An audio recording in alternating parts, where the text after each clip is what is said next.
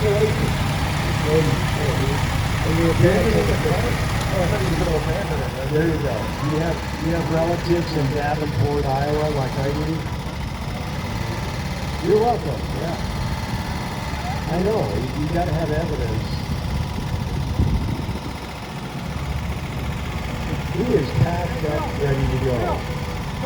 You know, Michael, it almost looks like you live in that car. It has 4 magazines, it says. All right, second place is 1986 Isuzu Impulse, owned by Jeff Shaw. You remember Joe Isuzu? He's lying. Yeah. This has got the turbo intercooler. Okay. Wow. You don't see many of these on the road, do you? Have you had it a long time? Original owner.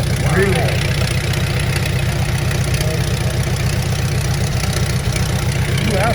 You outlasted Subaru as a car company in the United States. Very good. So you went out and you had an impulse and you bought one.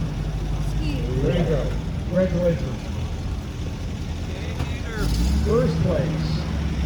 And this is also the Pasadena Humane Society Award.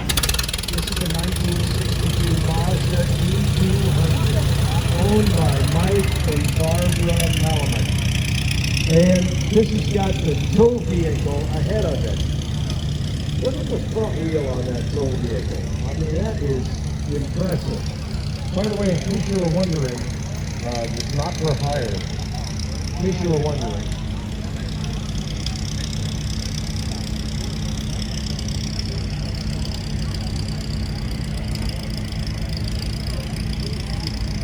Now, if you thought being on the 210 in that Isetta was bad, now we'll go to this car. The little Mazda 360 that's behind it. This is worse than being on a motorcycle. Congratulations.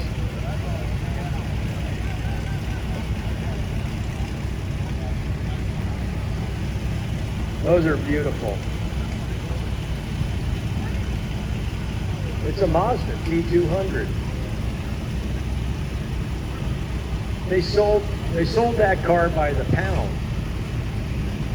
Yeah, this is the People's Choice Award. This is a 1921 Ford Model T boat tail. This is what the people voted, owned by John Eckert. And let me tell you, that is a thrill to drive. And I love the period Gilmore gasoline detail on the side, which we talked about Gilmore earlier. Right. That's a Southern California, LA founded company. This car is from Texas.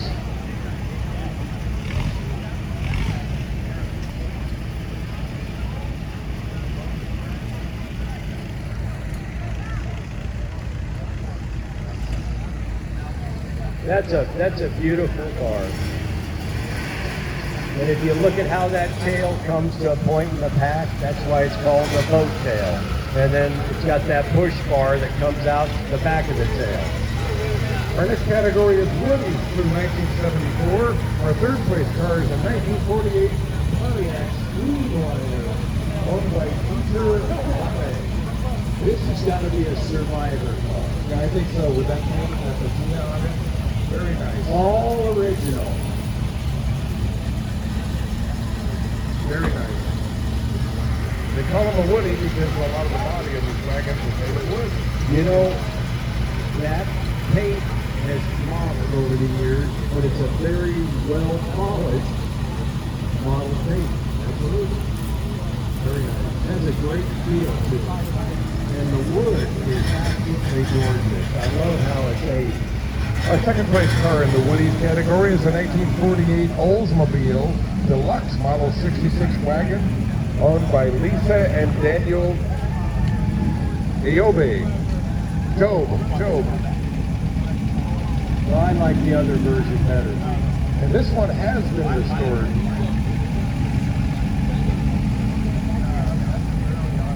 Look at that shade on the front window. Yeah, that was, well, people didn't have air conditioning, so that was how you kept cool. It could be a problem trying to see some stoplights though. You'd have to lean down, look up.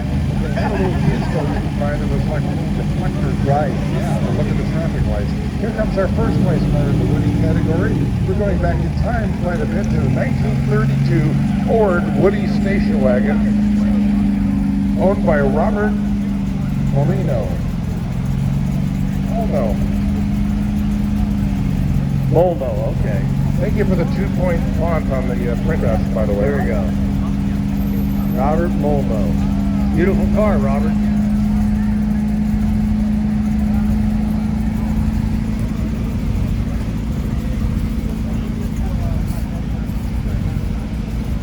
All right, our next class, our British sports car. Third place, 1965, Sunbeam Tiger. Tom and Suzanne Tompkins. Sunbeam Tiger is an iconic car from, that era of the 60s. This is a really nice example. I mean, just really, really cute. And those are unusual wheels that you don't normally see on a Tiger. Yeah.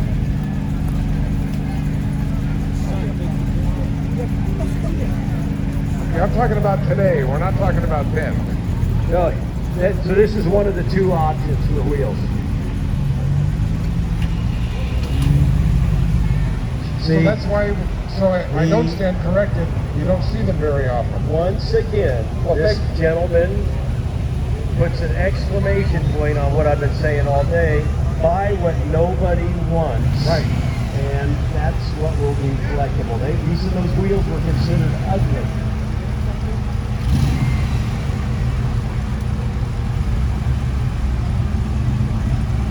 This is second place, yeah, second place. And this is a 1954 Austin Wheelie owned by Don Fisher. It's got a long front fender, very, very, very.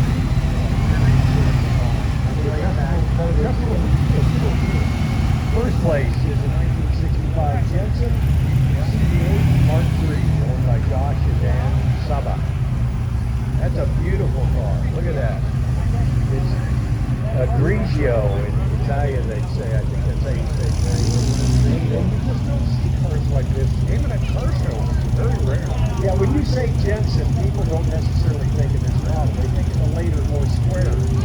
The Interceptor, right. Yeah, a lot of people here today, I'm sure. All right, we're continuing with British sports cars. We're going back a little bit in time. Our third place car is a 1994, believe it or not. No, we're going forward in time. A 1994 Morgan Plus 8, owned by Alan Schwartz. Yeah, they still build these modern day, as you well know. If you look old, but they're actually the modern day. And just as much wood as the original. Wood frame.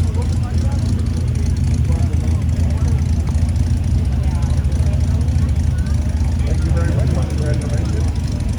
Coming up next is our second place car. It's a 1997 Morgan.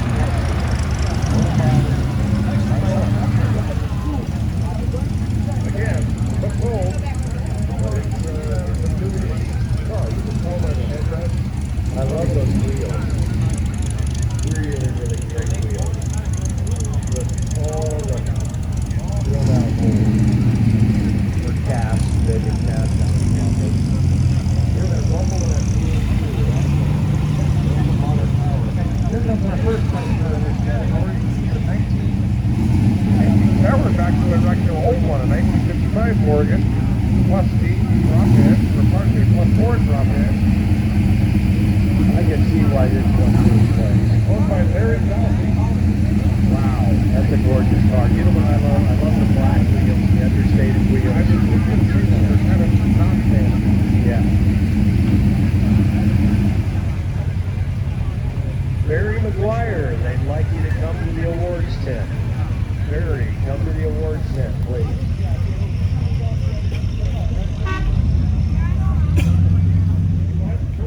Okay, next category, American post-war orphan parts. This is a 1951 Willings Overland. Hey guys, congratulations.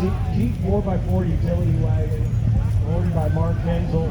His wife lets him claim that he owns it. And, live in California. Come on. I mean, none of us own anything 100% in the guy department. Come on. Well, especially in California, it's a commercial property. Right. I mean, we got any divorce attorneys in the audience? Reiterate that. Probably a few of them. Yeah, that's right. We're partners in everything. We are. Yeah, exactly. Isn't that right here? I love that vehicle, by the way. And they got room for more decals. Yeah. All right, second place.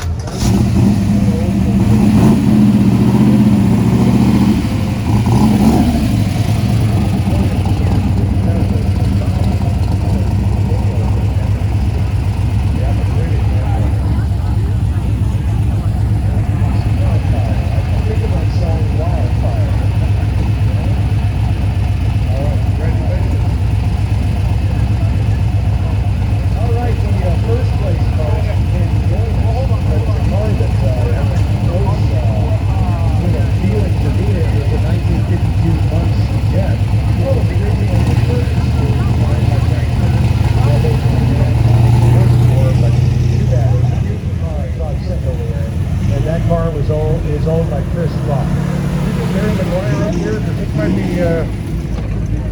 might be Barry's award. Is this your award, Barry?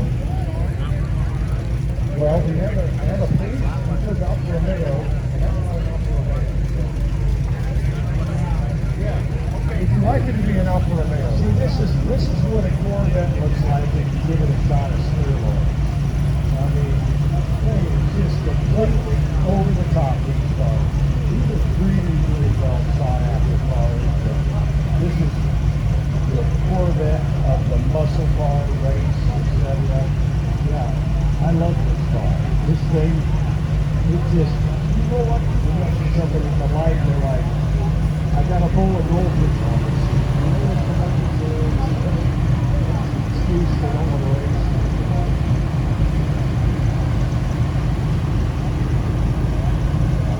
Let me tell you what I know about this car. It's good. What is a 60 what? Tell you what car would you like right now? And look at move this thing along.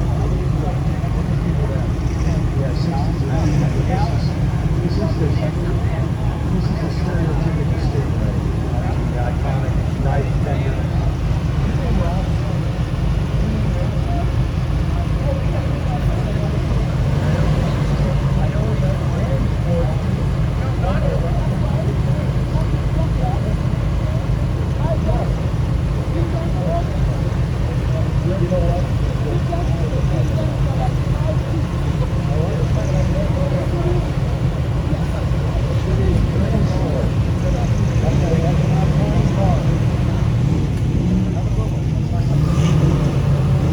Our second place car. The category is Corvette 1954 to 1965. It is a 61 Chevrolet Corvette owned by John Seaman. Congratulations! Color, the red with the white colors. They call that gypsy red. Well, you can't use that term now. Really. Congratulations on the white lights and the wheel covers. Beautiful car. I own a 1955.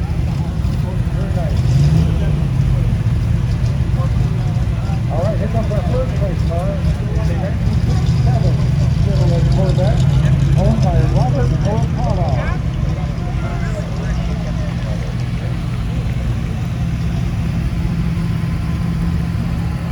What class are you? Need to first see the evolution of time with Corvette.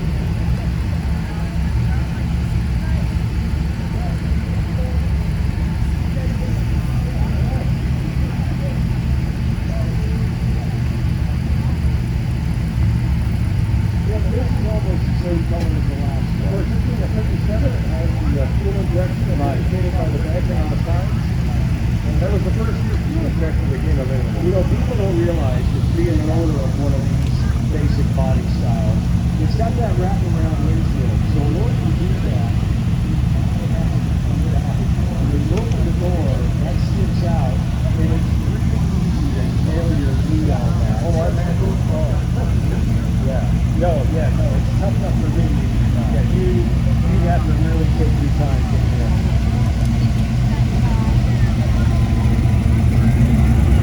You know, John Wayne was getting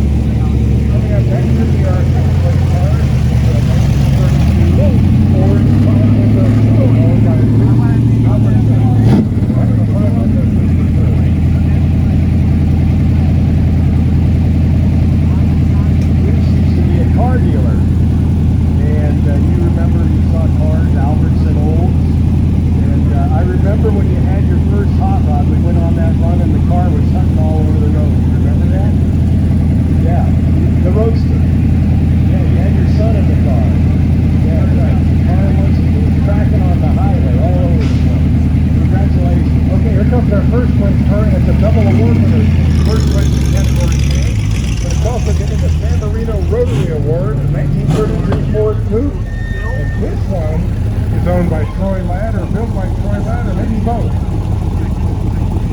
I saw this car over on the Rodeo Drive Father's Day show. Very cool. Yeah, this thing is something else. This is the type of hot rod you see in the nightmare.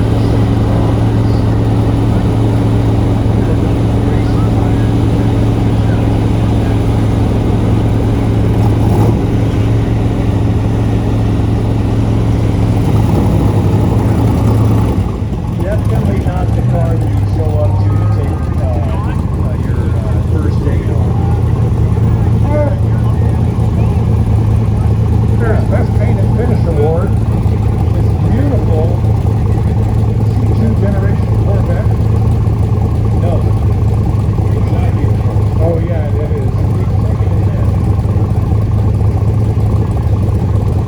So this is going to be, well, not part of our Corvette category, but it's going to award Aaron McGuire. When you choose a paint award, that's the gift for Americana. Of course, everybody knows the McGuire's car care products. Very a long time local guy. Okay.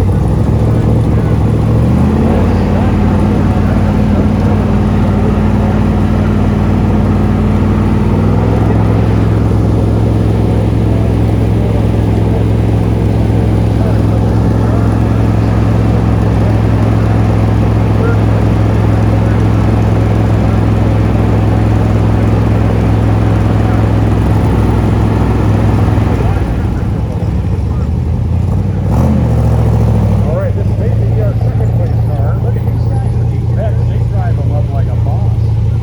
Yeah, these keep right up. Is your name John this area? Okay, here's the second place, the 1966 Corvette 427, 425 horsepower L72. Corvette. Don't leave out the turbojet. And it's got those beautiful side pipes that burn your leg off. Yep. All right. Thank you very much. Now, this is probably our first place car. Here's our first place car. It's a 66 Corvette owned by Gary Iltunen. And that's a roadster. It's also a 427. 66 was the first year the 427 was available. Those side pipes were a big deal And for the, these cars. and the knockoffs and the gold stripe tires. Yeah, the turbine type wheels. Yep. Yeah. That would have been sitting on the showroom floor back then. Again, the yellow and gold stripe, that was an upgrade tire. Okay, now we've got our Barry McGuire tail bearing and finish the work. Keep going, keep going, keep going, keep going, keep going, keep going, keep going, keep going, keep going, keep going. There we go. I think you just sold the car. All right, it is a 1967 Corvette owned by Bill and Julie Everling. You know, it's the same color as the one that we thought was the best paint award. You know what? They're kind of close. I mean, it's a very popular color for these Corvettes. And it's got the red stripe tires. There you go.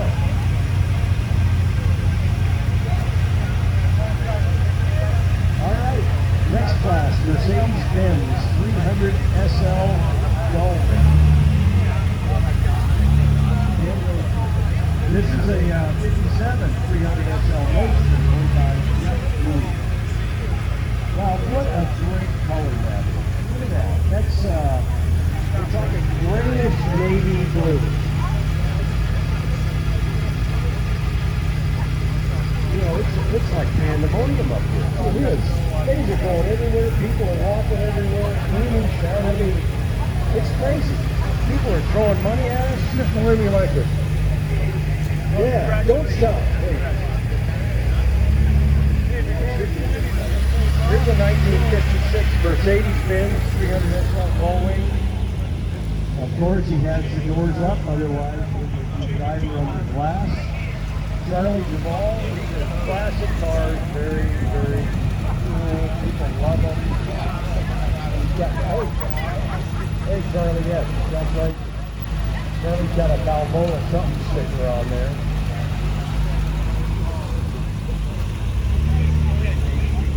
Oh, it's a Balboa baseball. Good. Yeah, you have to belong to the club in order to get a parking space on Balboa. 1956 Mercedes-Benz 300 SL Gullwing right here, owned by Jay McDonald. He's got the luggage in the back. Just an awesome color with a very somewhat typical camel interior for a red car. Very popular combination. Got the chrome-plated wheels, sweet elegance and motion. This would be a movie star car back in the day. Absolutely beautiful example. That's why I got first place.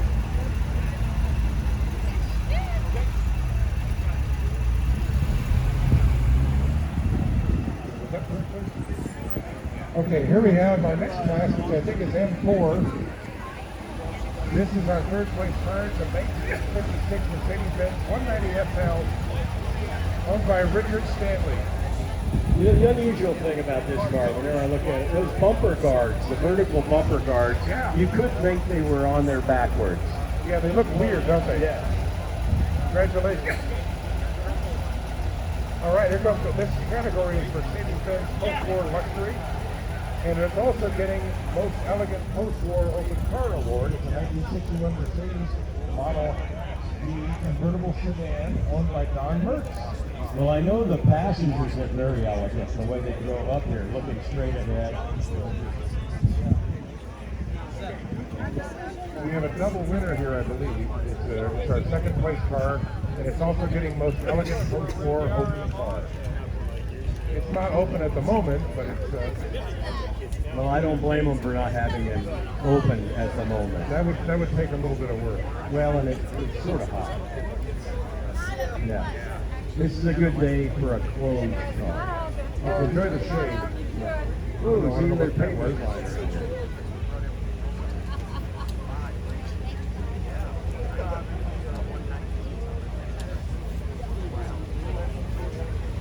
Here comes our first place car in the category of Mercedes-Benz Post-War Luxury. It is a 1954 Mercedes-Benz 300 S2 owned by Jack Ward. These cars were very rare. Bruce Meyer has one, and I believe his one was Park Eagle one. Oh yeah, that's right. Had the same engine as the and a closed car and very elegant. Just look how the front fender goes into the door, and the way that they handled that, and that they had to punch that out. I mean, just the whole manufacturing of that door is something, really something. Congratulations. Well, we're going with, we don't know what category next is next. It's Americana. American Post-War Orphan Car. The mayor? Yeah, but in the category. Within the category. Is it? It's the mayor's award. Within the category. Okay, so this is... Okay, this is that month's jet. Yeah. Look at that thing. And they had to That's a 4 human How about power. a nice round of applause for these 4 guys? This is the mayor's award. They had to push the car all the way up here because it's, You know, to the mayor of San Marino, I hope this is not representative of how your next campaign is going to go. This car was pushed up here. But the mayor's award, great choice. Again, this started these cars as a car designed by Frank Curtis. These cars won 5 Indy 500s. These were built originally in Glendale, California, and he sold it to Earl Madman Muntz. And for those old enough, you know who Earl Madman Muntz was. I give my cars away, but my wife would divorce me, he used to say. Okay. All right, our next class is American Luxury Clothes, 1947 and 1957. This, of course, is third place. This is a 1956 Cadillac Fleetwood Robert Zapala, and that's a beauty. Look at the inlet for the vent below the lower part of the windshield. Well, that was the air conditioning. That's it. That's it. And those hubcaps would make their way onto many a custom car, those Cadillac hubcaps. That's the midnight auto supply. And the beginning of the tail fin era. The yes, we're starting to sprout up to the back. Next car is 1956 Lincoln, owned by Jim Carr. This car was in the show last night. That's right, in our Symphony of Cars Gala. Yeah, Gary had a whole table of people last night. His own cheering section. And he's creating one of the cars. Yeah. Look at the rear mirrors on this car. They're really something. They look like something you'd buy in an accessory shop, a high-end accessory that you'd put on the car, but that's the way the car came. Really quite something. I love the top contrast to the body. Very First cool. place, the 1957 Chevrolet Bel Air. Lynn Yerke. Of course, 55, 56, 57 of the Chevrolets are what they call the Tri-Fives, the classic Chevys. Last time we talked about the Rocket 88 Oldsmobile as a first muscle car. Some people say the 57 Chevy was the first muscle car, and then there's other people who say the GTO was the first muscle car. Some say the Duesenberg was the first muscle car. So you know what? Whatever you want, that's it. Congratulations, beautiful 57 Chevy Bel Air. Yep. Our next category is American Luxury Clothes. We have a third place car coming up. It's a 1969 Cadillac Fleetwood Brougham, owned by William O'Neill. This is pretty much a top-of-the-line car. The next best thing to a limousine, a lot of rear seat legroom. And this one's period correct right down to its original black California license plate. My mom always would get the Coupe de Ville, which were the two-doors. And her cars, just like this car, had upholstery in it. It looked like your grandmother's sofa. And you can see that by 1969, they were still keeping the tail fin They alive don't- a little bit. Yeah, they don't do upholstery in cars like that anymore. It was really something. back Okay, then. cloth. Yep. We don't seem to have a second place car. We're skipping ahead to number one. Yeah, we saw this car on the show field, and we both noticed it. Here's our first place car in American Luxury Clothes, 1958 to 1974. It's a 1958 Ford Thunderbird owned by Anthony Maggio. Yep, this was the car I talked about earlier on the field that we had, my dad and uncles had, two uncles had the first three in San Gabriel Valley that they got from Johnny Noy's store. I have a lot of memories with this car. Not this particular car, but a car just like And this is almost the same combination as that Lincoln that came through. That yellow and white. Very it really is, Dave, you're right. Looks like either a poached egg or lemon meringue pie. See, this is the beginning of when Ford was starting to make the Thunderbird bigger. It started out as a smaller car, and every time they redesign it, it's got those rocket taillights too. I love those. Next category is American Luxury Opel, 1937 to 1974. This is a 1950 Oldsmobile Rocket 88, owned by Charles Michael. And this is the car that we're talking about. The first NASCAR champion was Rocket 88 in 1949. These were really a fast car for their time, and there are those that say that this is really the beginning of a muscle car era. What car?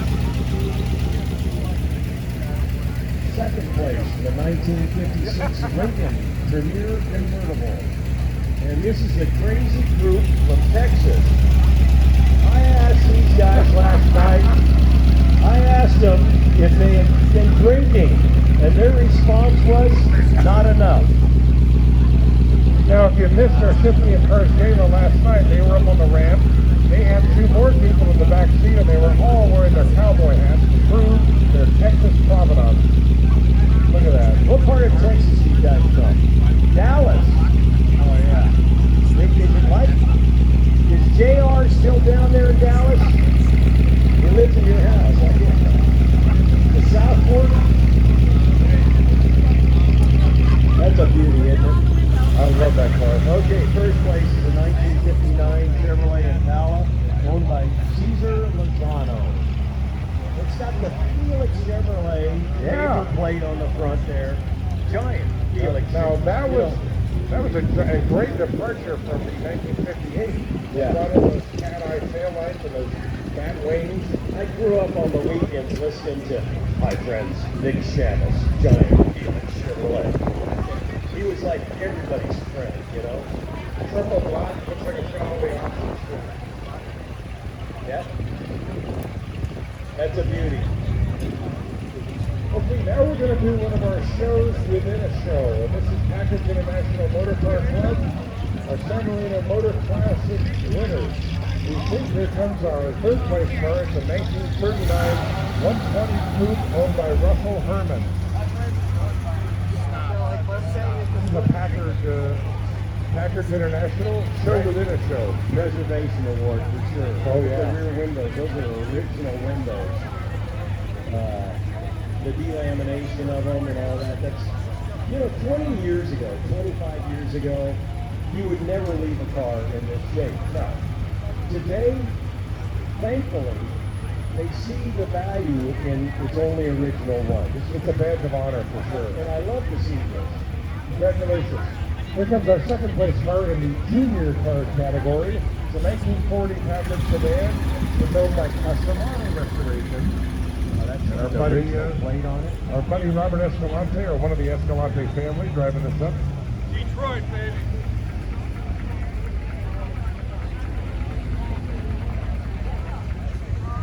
Of course, Packard was a premier mark in American car history. Oh, yeah. Congratulations. It's so quiet. Listen, you can't even hear the thing run. Here comes our first place car in the Packard International Junior Cars. It's a 1936 120 sedan owned by Sean Wolper. Detroit, baby. I think Sean, was this car on the ramp last night? I think this car was.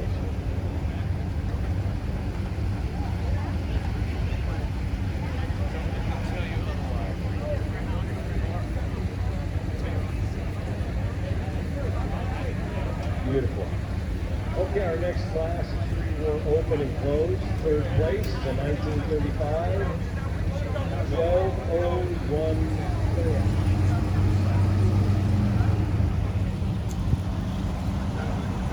Andy, I love that car. It's another Packard 1201 Packard tail. Wow, this looks like coffee scrambled eggs with a little bit of ketchup on it. Yeah, it's just gorgeous. Yeah, it does. You almost need to be wearing a white suit to drive that car.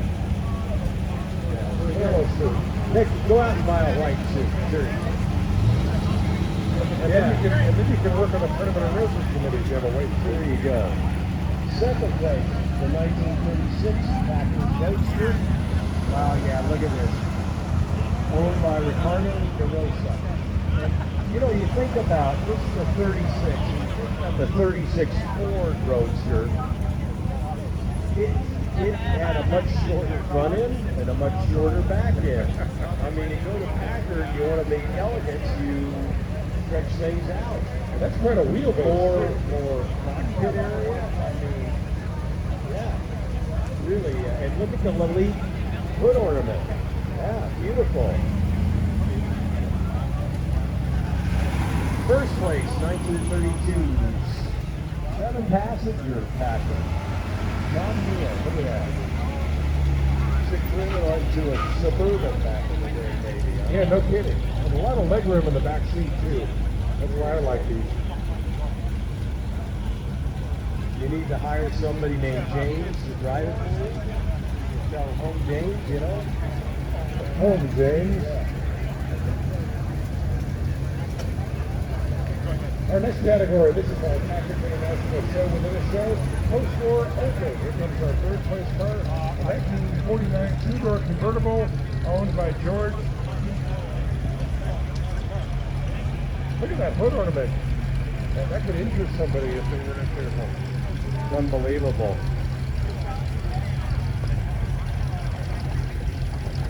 Just a little chrome on the front end of that car. But then you look at the rest of the car, and it's so clean. And this will do well here because it's almost a UFC Cardinal in color.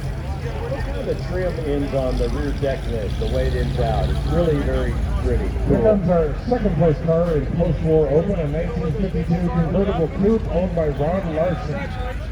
And is this a preservation car? Are we talking original paint here? You know, the design between this car in 52 and the car that just came over in 49, just a few years ahead, totally different. They were really moving forward. Too bad they only moved forward for about another 4 or 5 years. Yeah, that's unfortunate. Here comes our first place car in our Packers International post-war open at 1954 Caribbean. Very popular model. Spangler. To some people, the Packard Caribbeans were really sort of an iconic Packard model. And they were getting into the modern era with smaller wheels and more comfort, a little more modern styling.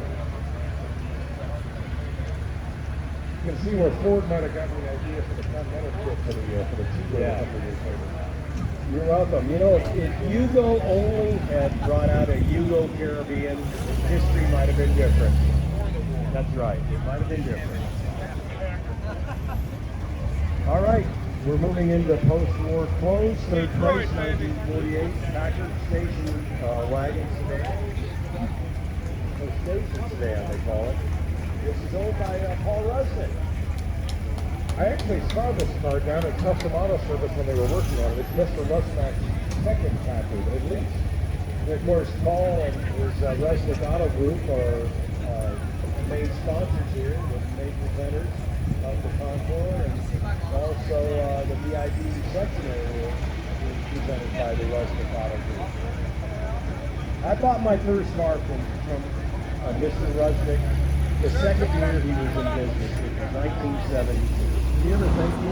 Yeah, many times, many times. And I still own that car. You're second place. I still own that car.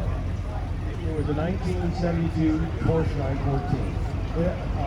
This is a second place. This is a 1951 Packard Dietrich limo. Beautiful, owned by Dave Reed.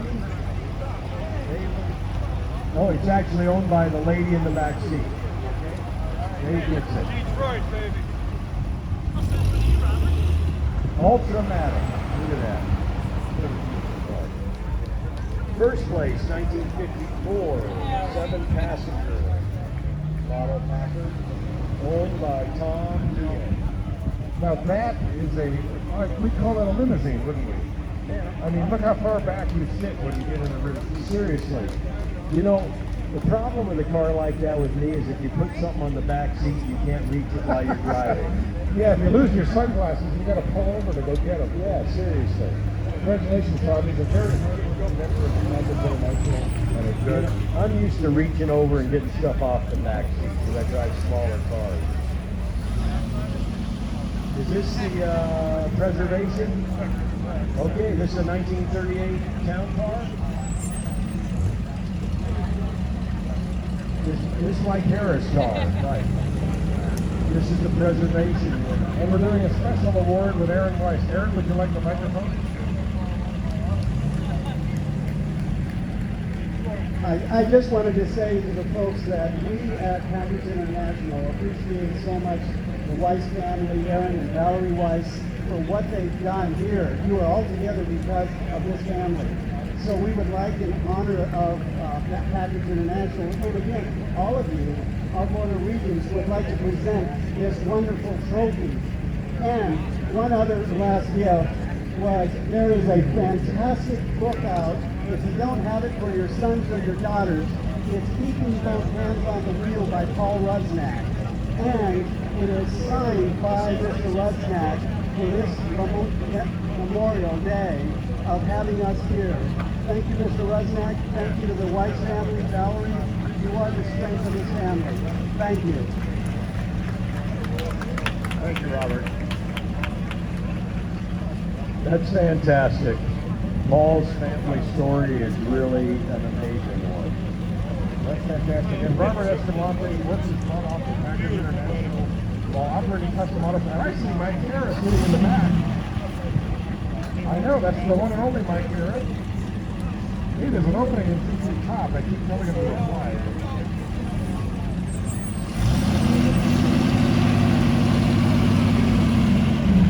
Okay, I think we're in the CCCA American Open. Full classic only. It'll be a 1925. 1925 Rolls Royce? No.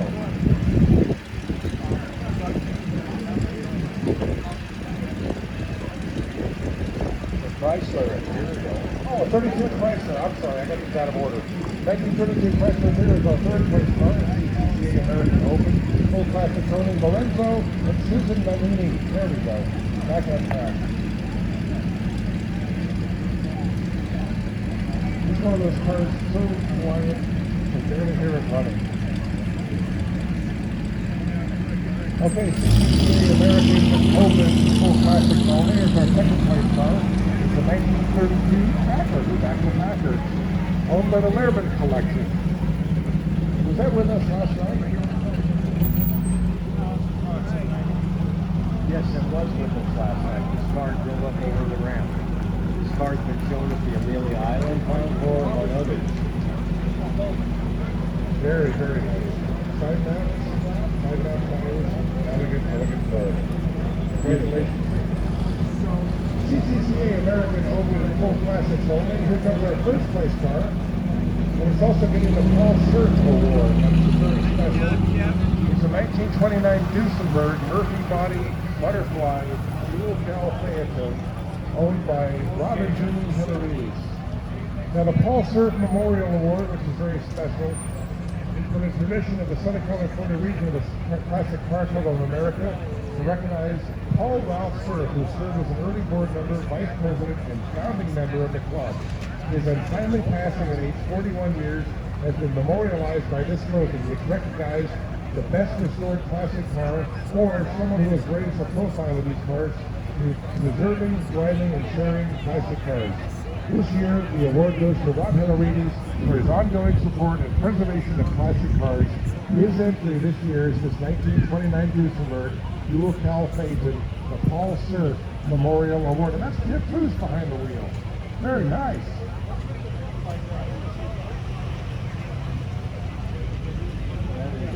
That is a beautiful Duesenberg there. Now, if you wonder what preservation class is, now we see a lot of elixirs and serums and hair dye that preserve people, but this is a preservation